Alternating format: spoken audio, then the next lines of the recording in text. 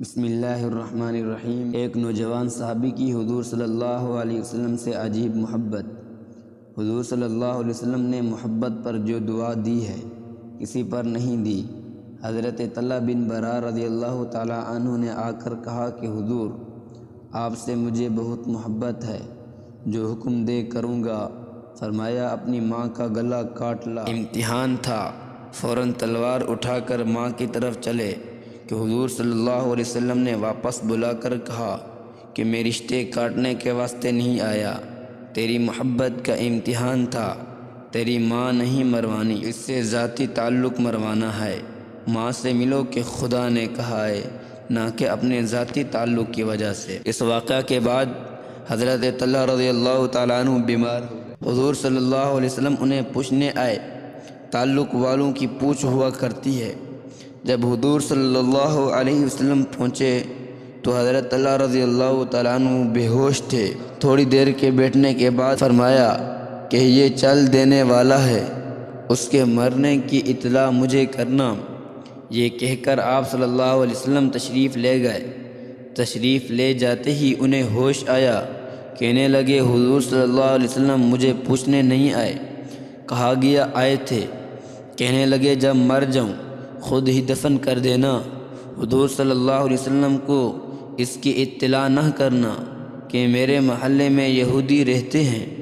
اگر حضور صلی اللہ علیہ وسلم میری وجہ سے رات یہاں تشریف لیں تو ممکن ہے کسی یہودی سے انہیں تکلیف پہنچے۔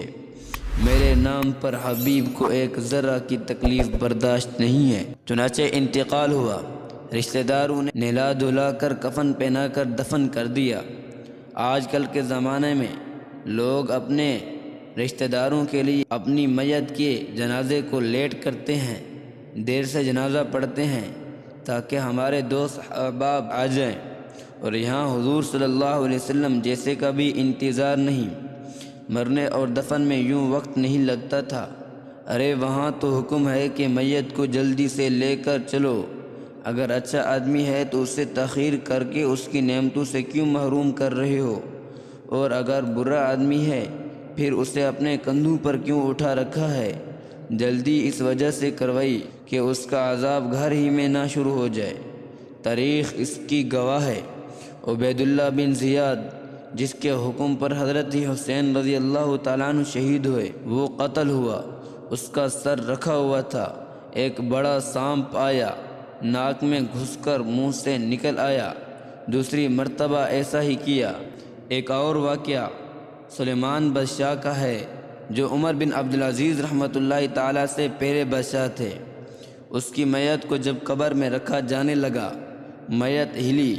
لڑکے نے کہا میرا باپ زندہ ہو گیا۔ حضرت عمر بن عبدالعزیز رحمۃ اللہ تعالیٰ نے کہا جلدی کرو، دفن میں خدا کی پکڑ نے آ لیا ہے۔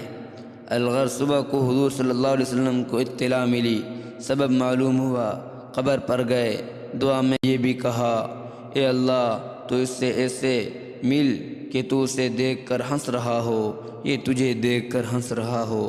یہ محبت کا انعام ہے جس میں انسان کو محبوب کے علاوہ اور کچھ نہیں بھاتا۔ محبت اگر آ گئی تو سارے عمل آ جائیں گے۔